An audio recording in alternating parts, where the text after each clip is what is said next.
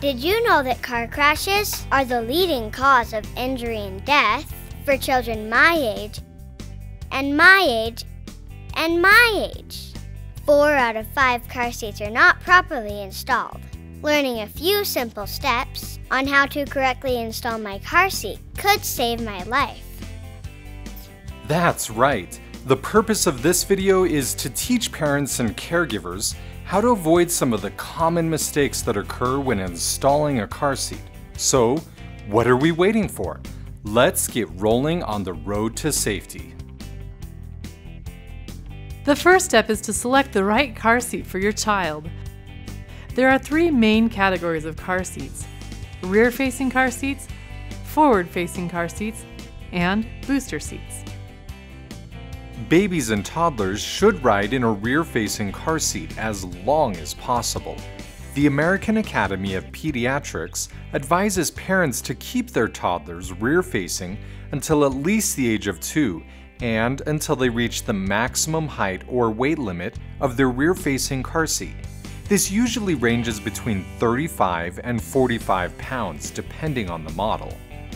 Preschoolers and early elementary-age children should ride in a forward-facing car seat with a harness until they reach the maximum height or weight limit of their car seat. This is usually between 40 and 90 pounds, depending on the model. Elementary school-age kids should use a booster seat until the seatbelt fits them correctly. This is usually when the child reaches about 4 feet 9 inches in height and is between 8 and 12 years old. Oh, and of course, if they are too big for one of these, don't forget to use this. When selecting your child's car seat, take a good look at the label. It contains important information on minimum and maximum height and weight limits, so you can select a car seat that fits your child's weight and height. Also, check the expiration date. Generally, don't use a car seat if it's more than 6 years old, as safety technology constantly improves and older car seats wear out and can break in a crash. If your car seat has been in a crash, call the manufacturer to determine if the car seat is damaged or unsafe to use. Also, purchasing a used car seat is not recommended, as these seats may have missing parts or an unknown history. And don't forget to mail in your registration card or register online to be notified of any defects, recalls, or problems with your car seat. For free help installing your car seat, or to find a car seat technician in your area, go to safekids.org or nhtsa.gov.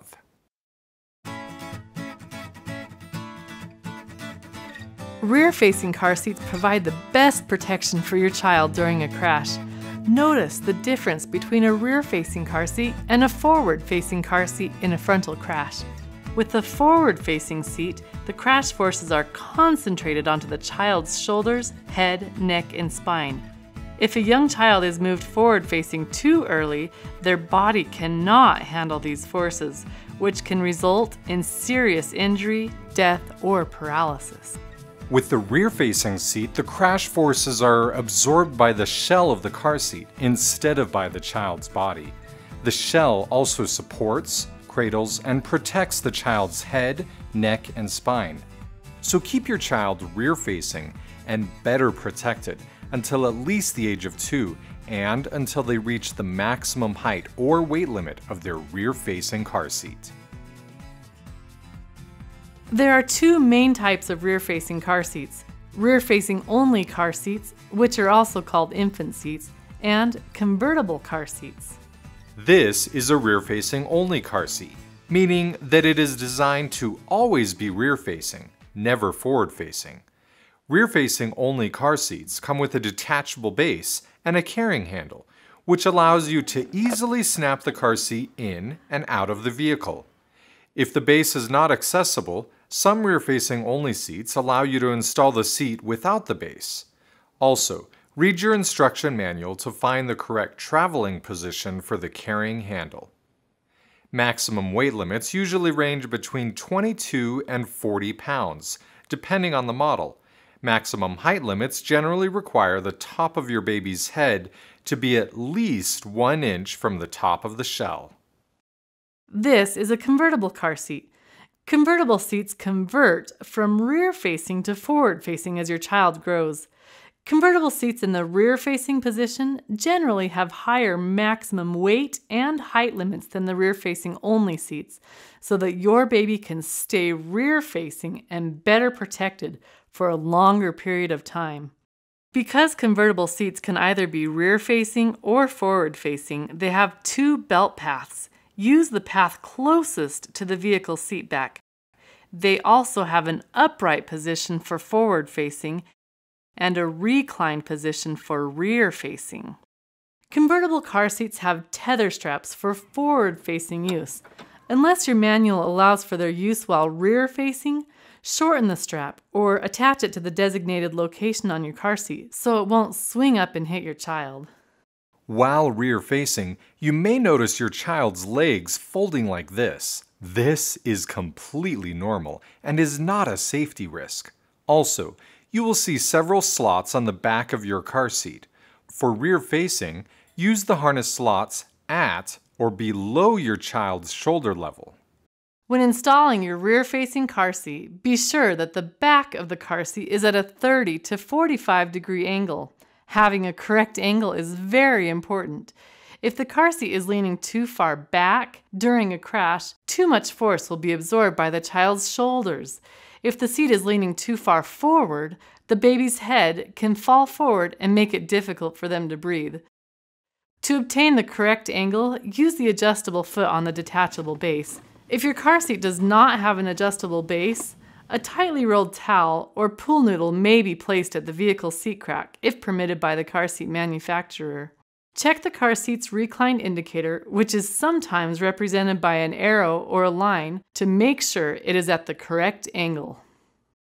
Let's take a short quiz. Based on what you have learned, choose the picture that shows the harness in the correct slots for rear-facing. Use the slots at or below the shoulder level. What is wrong with this picture? The child's head is less than 1 inch from the top of the shell. If you got all of those answers right, you have been listening well and are on the road to keeping me safe. Now that you have learned about the different types of car seats, it's time to figure out how to install rear-facing and forward-facing car seats safely and tightly into your vehicle. You can either use the seat belt or you can use the lower anchors. First, let's learn about seat belts. To have a tight installation, you need to lock your seat belt so that it stays at a fixed length. Your seat belt will lock at the latch plate or at the retractor. To determine if your seatbelt locks at the latch plate, pull upwards on the lap portion of a buckled seatbelt. If the seatbelt stays at a fixed length and does not slide through the latch plate, the seatbelt locks at the latch plate. If the seatbelt slides through the latch plate and does not stay at a fixed length, check to see if your seatbelt locks at the retractor. Pull on the belt near the retractor. It'll go back and forth like this. Slowly and gently pull it all the way out to the end. Now, if the belt does not go back and forth anymore, but only gets shorter, you have locked the seatbelt at the retractor. One side note, don't jerk quickly on the seatbelt as you may think the retractor has locked when it really has not. If your vehicle is older than 1996, it is possible that neither the latch plate nor the retractor will lock. In this case, you will need to read the instruction manual to learn how to add a locking clip. Only use a locking clip when your seatbelt has both a lap and shoulder portion. When using a locking clip, place it less than 1 inch away from the latch plate. Some car seats have built-in lock-offs, which can be used instead of a locking clip or instead of a locking retractor. Read the instruction manual to find out how to use these built-in lock-offs. Now that you have learned about the most common seatbelt types, let's move on to the lower anchors of the latch system. Since the year 2003, vehicles come equipped with lower anchors in the crack of the vehicle seat. A set of these lower anchors can usually be found in the right and left rear seating positions, and sometimes in the center seating position. Some manufacturers do not allow you to use outer lower anchors for the center seating position, so always read your manual to ensure correct use. You can use either these lower anchors with the lower strap located on your car seat, or the seat belt to install your car seat, but don't use both at the same time. Also, never attach two hooks into one vehicle lower anchor. As a general rule, as soon as the combined weight of your child plus the weight of their car seat meets or exceeds 65 pounds, you will need to discontinue using the lower anchors and use the seat belt instead. Check your car seat label and your vehicle owner's manual for more specific lower anchor weight limits. When you are using the seat belt, secure the lower anchor hooks to the car seat itself so they won't swing up and hit your child in a crash. Ready for another quiz? Does this seat belt lock at the latch plate or at the retractor? At the retractor. Now that you've learned about seat belts and lower anchors, let's put your car seat in its place. The back seat in the center position is usually the safest place to install your car seat, and never put a rear-facing car seat near a frontal airbag, as it can cause serious injury or death in a crash.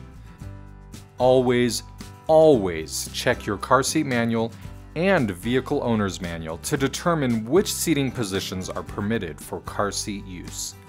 These manuals provide important information on airbag locations, side airbags, inflatable seat belts, lower anchor and tether locations, seat belt types, and so forth.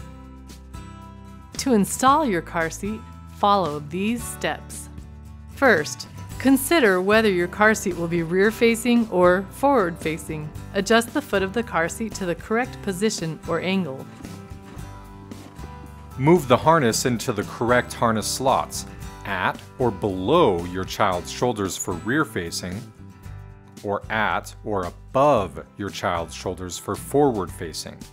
It may be helpful to change one harness strap at a time so you can easily and correctly repeat the process on the other strap. If your car seat has an adjustable crotch strap, move the strap to the slot closest to your child. Place the car seat in the correct direction into the vehicle, rear-facing or forward-facing, and route the seat belt or the lower anchor strap through the correct belt path. If using the seat belt, buckle and lock the seat belt either at the latch plate or at the retractor. If the seat belt locks at the latch plate, pull on the excess webbing until it is snug. If the seat belt locks at the retractor, lock it by pulling the seat belt all the way out to the end. Then feed the belt back into the retractor until it is tight. If using the lower anchors, face the hooks downward and attach the lower anchor strap located on the car seat to the lower anchor bars located in the vehicle. Now, using your body weight and a straight arm, push inward and downward while tightening either the seat belt or the lower anchor strap. Continue to tighten until the car seat doesn't move more than 1 inch side to side or front to back. If the vehicle head support interferes with a tight installation, it may be helpful to remove it. Also, when using a rear-facing car seat, the top may move slightly, but it should be snug at the belt path.